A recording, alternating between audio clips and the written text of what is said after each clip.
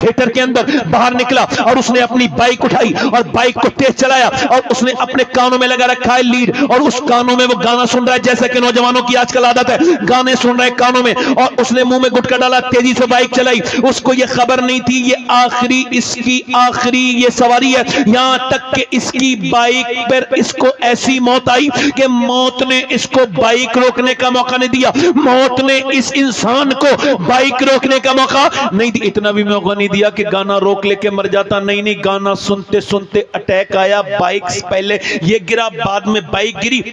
इसका वो चेहरा जिसे वो सैलून में एक निशान को बार बार सैलून के उसको दिखाता था और उस पे कॉस्मेटिक उसमें ये लगाता था, पूरा चेहरा लिथड़ गया, बिखर गया, फट गया, पूरा चेहरा फट गया। इसकी लाश को उठा के ले जाएगा, डॉक्टर ने कहा मर चुका है। फिर ये पोस्टमार्टम हाउस में मर जाए या औरत या बच्चा जाए या बड़ा, जो अननेचुरल मौत मरते हैं उनको पोस्टमार्टम में बगैर कपड़ों के रख दिया जाता है। मक्खी भिनक रही है। अब इनका नंबर 2-3 मुर्दों के बाद आया और उसके बाद उन्होंने क्या किया, पहले छेनी और हथौड़ी से सर को काटते थे, अब नहीं ऐसा करते हैं, फाड़ते थे, छेनी यहां रख के फाड़ते थे हथौड़े से, अब ऐसा नहीं है, अब उनके पास ग्लैंडर है, यहां लगाएंगे, ऐसा यहां पे लगाया, पूरा फाड़ के रख दिया, ये पूरी खोपड़ी निकालते हैं। उसके बाद जो भी देखना होता है उसके बाद ये लगाते, कर से पूरा ये फाड़ देते हैं, कर से पूरी ये हड्डियां वड्डियां सब पसलियां, और उसके बाद पेट खोल देते हैं बीच में से, और उसके बाद उसके अंदर मोटी मोटी सुई से ये लगाते हैं, उसके अंदर जो है वो इसको उसके अंदर मोटी मोटी सुई से ये टांके लगाते हैं, एक अंदर दाखिल करेंगे, फिर बाहर निकालेंगे,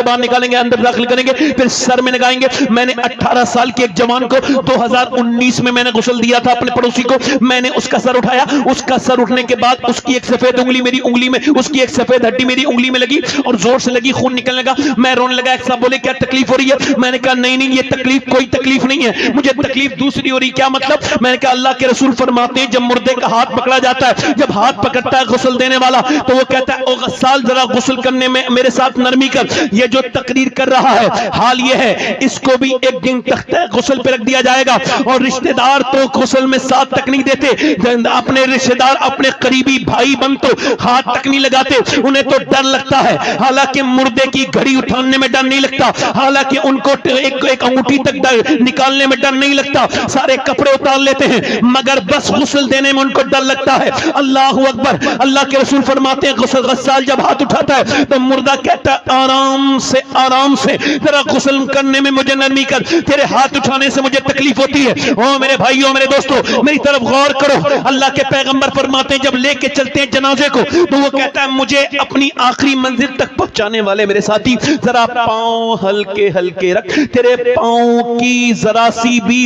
हलकत से तेरे पांव की धमक से मुझे तकलीफ होती है। हजरत ईसा अलैहिस्सलाम अपनी मां मरियम की कब्र पे गए और आप जाकर के कहा मेरी मां मैं अब मुर्दे जिंदा कर लेता हूं, तुझे देखने का दिल करता है, तू कहे तो तुझे जिंदा करूं। अंदर से आवाज आई ईसा ना मेरे बेटे ईसा ना।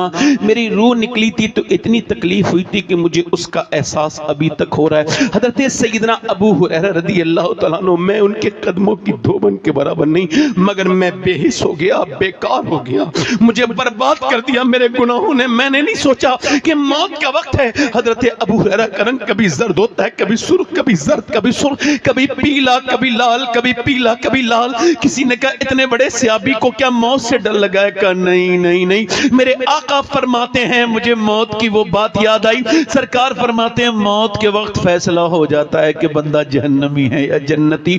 तो बस मैं अपने मालिक से कह रहा हूं, मालिक अबू हुरैरा बड़ा गुनहगार है, बूढ़ा है, करम करना। मेरे मालिक दाढ़ी सफेद है, इस पे करम करना। मौत का वक्त है, अगर इस वक्त तूने अबू हुरैरा को न बख्शा तो अबू हुरैरा हलाक हो जाएगा, हलाक हो जाएगा। मालिक आखिरी वक्त है। हाय हाय दुनिया के झगड़े, दुनिया जगह जी लगाने की दुनिया नहीं है, ये इबरत की जा है, तमाशा नहीं है। मैं इस वजह से रो रहा हूं मेरे भाई। मैंने उससे कहा इस वजह से कि मैं दिन रात सफर में रहता हूं, अपने मालिक से दुआ करता हूं, मालिक पोस्टमार्टम वाली मौत से बचा लेना। मेरे करीम वो چیڑ پھاڑ والی موت سے بچا لینا، بس اپنے محبوب کے صدقے سے مدینے میں عزتوں والی، اپنے کرم سے ایمان والی، اپنے محبوب کی محبت والی موت عطا کرنا۔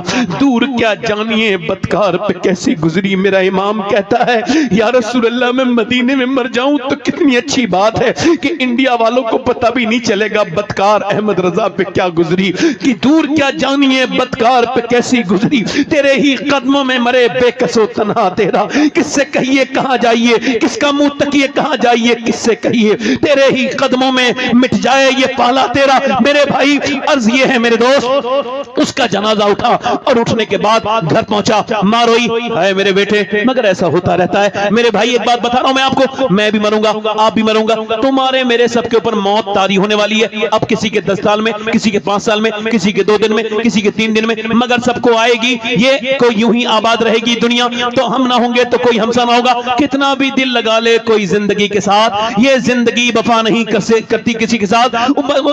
بس دیکھنا انہیں دور سے، کچھ نہ کہنا، جنہیں منزلوں پہ خبر ہوئی کہ یہ راستے کچھ اور تھے، ان کو دیکھنا اور غور کرنا میرے بھائی میرے دوست۔ اس کا جنازہ، اس کی ماں رو رہی ہے، بہن رو رہی ہے، مگر سب نہیں روتے، سب کہہ رہے ہیں جلدی جلدی چلو چلو چلو چلو چلو، ہماری دکانیں بند ہیں، ٹائم ہو رہا ہے، جلدی جنازہ اٹھ گیا۔ کوئی نہیں روکتا، نہ دوست روکے نہ رشتہ دار، اسے قبر میں دفن کر کے پھر کوئی نہیں رکتا۔ جب اوپر سے مٹی ڈالی اور ڈالنے کے بعد پھر کہا کہاں جاتے ہو میرے دوستو، حضور فرماتے ہیں وہ مردہ بولتا ہے میرے عزیزو کہاں جا رہے ہو، تمہارے لیے میں نے کتنے وقت گزارے، کتنی راتیں گزاری، ایک رات میں تھوڑا سا وقت دے دو۔ کوئی نہیں رکتا، نہ بیٹے رکتے، نہ دوست رکتے، نہ بہت بیسٹ فرینڈ رکتے، کوئی نہیں رکتا۔ حضرت سیدنا زید بن ثابت رضی اللہ عنہ بیان کرتے ہیں، مسلم شریف کی حدیث ہے، اللہ کے رسول قبیلہ بنی نجار کی طرف جا رہے ہیں تو آپ کی جو اونٹنی ہے وہ تھوڑی سی پریشان لگی اور بہت زیادہ وہ ڈس بیلنس ہونے لگی۔ اللہ کے رسول کی آنکھوں میں آنسو آئے، سرکار سے عرض کی یا رسول اللہ کیا بات ہے؟ فرمایا یہ جو قبر ہے اس میں عذاب ہو رہا ہے، میری اونٹنی اس مردے کی آواز سن رہی ہے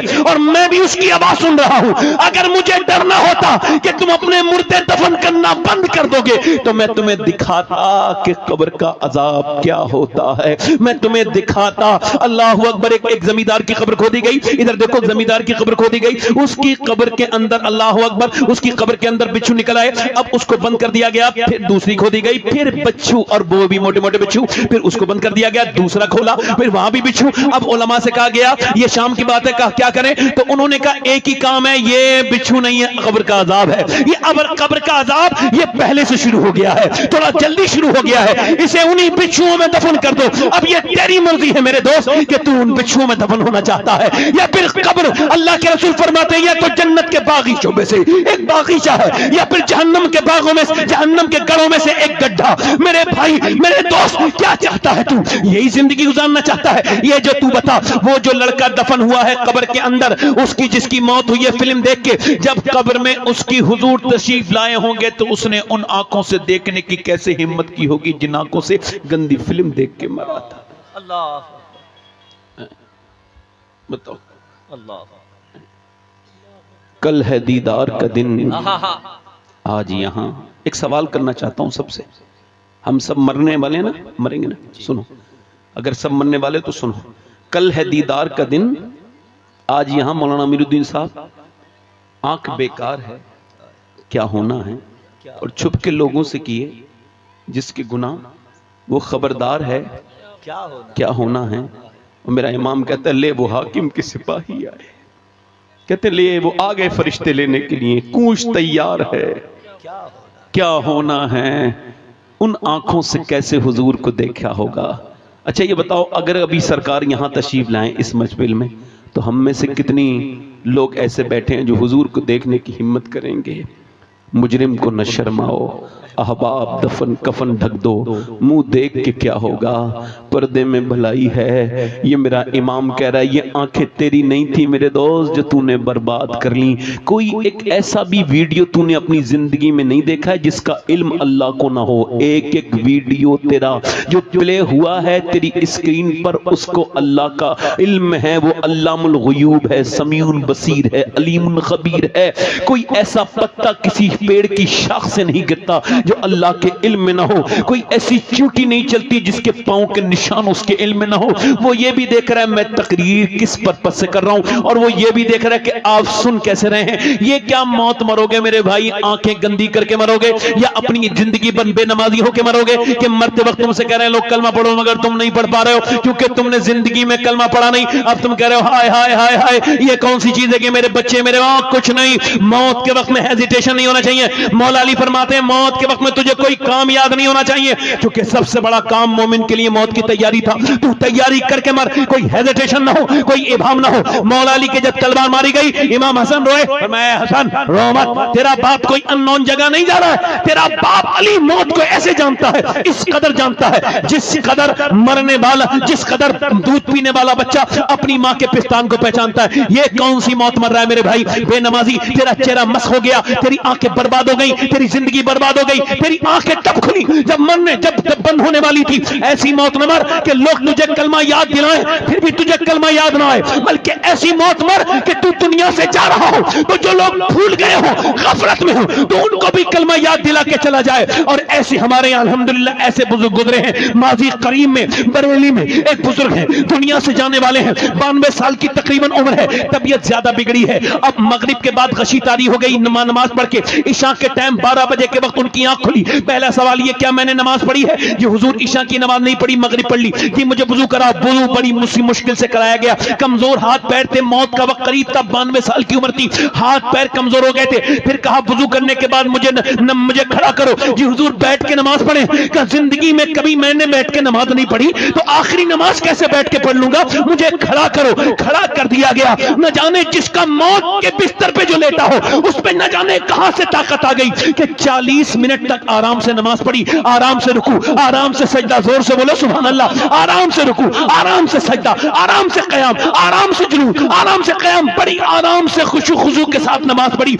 निहायती इत्मीनान के साथ 40 मिनट तक नमाज पढ़ी। उसके बाद लेट के कहा लोगों अगर किसी का मैंने दिल दुखाया हो, कोई प्रॉब्लम हो मेरी तरफ से तो माफ कर देना। फिर दुनिया से जाने लगे। लोगों से कहा कलमा पढ़ो, लोगों ने कलमा पढ़ा, ये मुस्कुराए और इन्होंने भी कलमा पढ़ा। उधर पब्लिक कलमा पढ़ रही है, उधर ये गए वो गए, दुनिया से इनका चेहरा खिल गया, चेहरे पर मुस्कुराहट तारी हो गई। इंतकाल के बाद ये मुस्कुराने लगे।